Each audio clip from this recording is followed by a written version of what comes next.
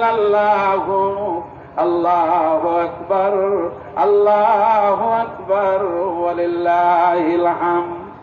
শুকর আদায় করলেন, আল্লাহ আমি পাশ করছি, আমার সন্তান আমি কুরবানি দিয়া ফেলাইছি। আল্লাহ কয় সন্তান দেওয়া লাগবে না, তোমার ঈমান পরীক্ষা করছি আর তোমার সন্তানের বদলে কবুল হয়ে গেছে। এইটাকে ধরে রাখার জন্য আমি আইন করে দিলাম 9 জিলহজ ফজরের নামাজ থেকে শুরু কইরা 13 জিলহজ আসরের নামাজ পর্যন্ত ইসমাইলের কোরবানিকে স্মরণ রাখা এই তাকবীরে তাশরিক সারা দুনিয়ার মুসলমান যেন তেলাওয়াত করে।